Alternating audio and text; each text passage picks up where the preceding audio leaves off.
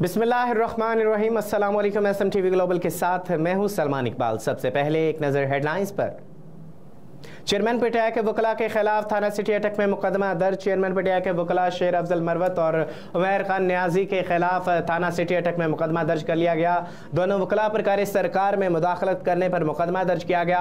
Deputy superintendent jail की मुद्दत में तहरीक इंसाफ की कानूनी टीम के खिलाफ वकला शेर अफजल मरवत और उमैर खान न्याजी के खिलाफ मुकदमा दर्ज कर लिया गया, जिसके मतन में है कि वकला ने बदतमीजी की और मुझ पर हमला आवर भी हुए, जबकि वार्डन इब्रार खान की वर्दी फाड़ी और धमकियां भी दी। मुकदमे के मतन के मुताबिक मुद्दई का मुकदमा का बयान है कि दोनों वकला चेयरमैन पीटीआई से मुलाकात करने आए, ताहम जेल लॉकअप होने के बाद मुलाकात मुमकिन नहीं, जिस पर दोनों वकला मुश्तइल हो गए बदतमीजी की।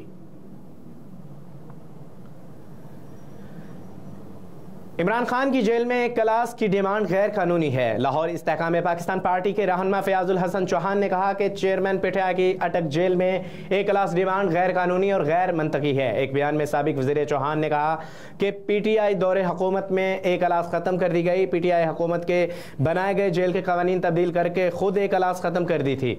पंजाब रूल्स के मुताबिक अब आम क्लास और बी क्लास होती है।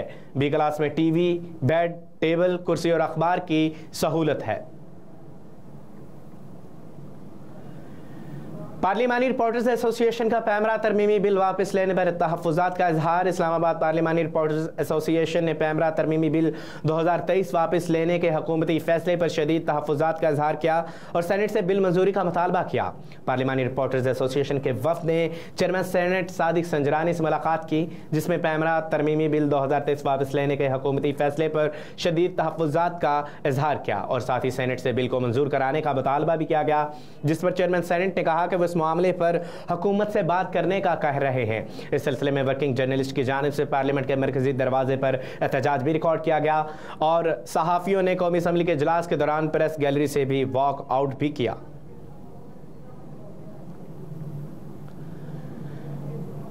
राना सनाउल्लाह को इलेक्शन 120 दिन में होने की बात नहीं करनी चाहिए थी। इस्लामाबाद इंतखाबी इस्लाहात कमेटी के रुकन और पीपल्स पार्टी के सेनेट ताज हैदर ने कहा कि वज़ीर दाखिला राना सनाउल्लाह को इलेक्शन 120 दिन में होने की बात नहीं करनी चाहिए थी।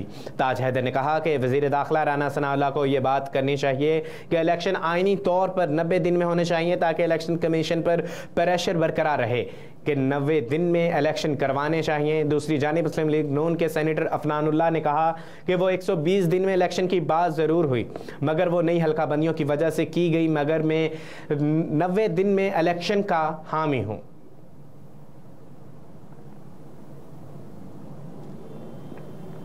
मीडिया से गुफ्तगू करते हुए वज़ीर ममलिकत बराए पेट्रोलियम मुसद्दिक मलिक ने कहा कि आज हमारी हुकूमत का आखिरी दिन है। तवानाई की पायदार तरक्की से मुल्क के कई शोबे तरक्की कर सकते हैं। तवानाई के हसूल, इसकी कम कीमत और पायदार पॉलिसी पर काम किया है। उन्होंने कहा कि पिछले 14 माह में 164 MMCFD गैस दरियाफ्त की, 138 MMCFD गैस सिस्टम में आ चुकी है। $570 मिलियन के मालियती जितनी गैस सिस्टम में लाई गई, मजीद 180 MMCFD गैस सिस्टम में आएगी। मजमूई तौर पर $1 अरब की गैस सिस्टम में लाई गई। वफाकी वजीर का कहना था कि पाकिस्तान ईरान से गैस लेना चाहता है। बैनुल-अक़वामी सतह पर गलत तासुर दिया गया। हम पाबंदियाँ लगाने वाले इदारों से भी राबते में हैं। गैस ना लेने का कोई ख़त नहीं लिखा। अब पाकिस्तान ईरान के साथ मुसलसल राबते में है। अब हम ईरान से मजीद वक्त ले रहे हैं।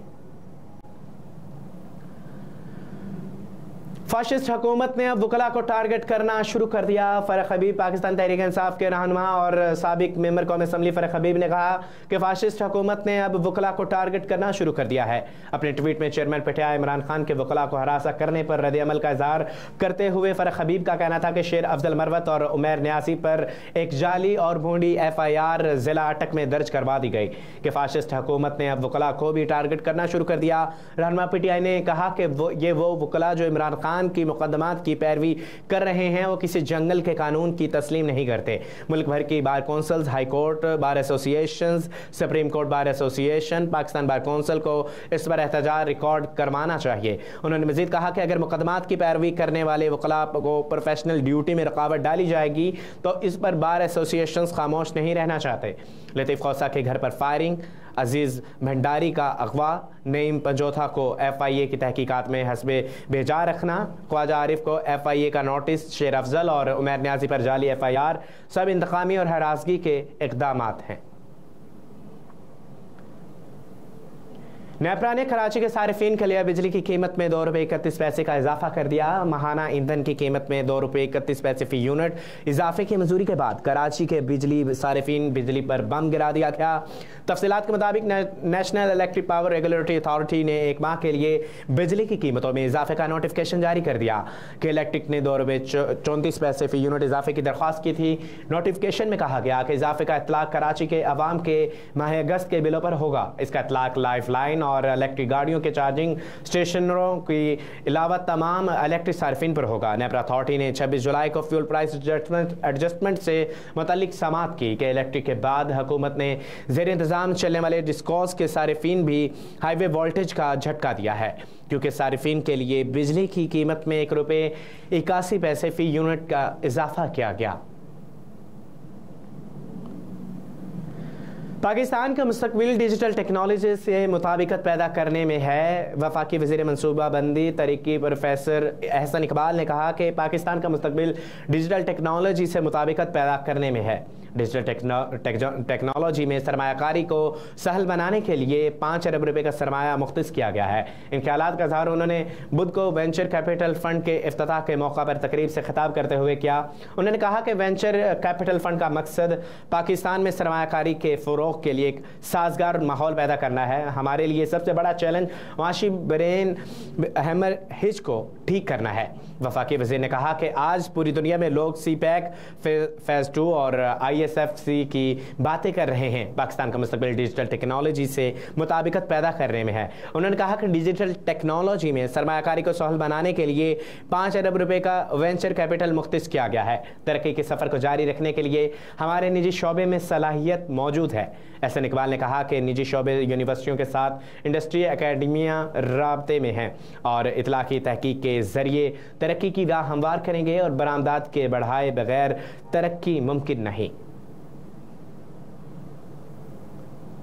बीजिंग में शदीद बारिशों के नतीजे में 33 अफराद हलाक, 18 लापता। चीनी हुकाम के मुताबिक बीजिंग और इसके नवाह में होने वाली रिकॉर्ड तोड़ बारिश के नतीजे में 33 अफराद अपनी जानें गंवा बैठे, जबकि 18 अफराद अभी तक लापता हैं। गैर मुल्की खबर रसादारे के मुताबिक चीन दारुल हुकूमत में हालिया हफ्तों के दौरान शदीद बारिशें हुई, जिसके नतीजे में इंफ्रास्ट्रक्चर को नुकसान पहुँचा और इलाके में पानी में डूब गया।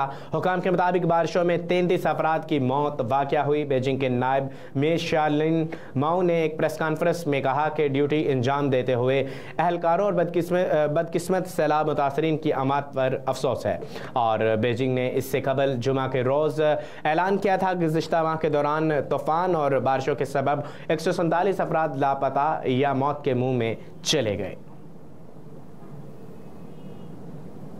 न्यूज़ स्टूडियो से फिल वक्त इतना ही। मज़ीद खबरों से बाखबर रहने के लिए देखते रहिए SM TV और रहिए हर लम्हा बाखबर।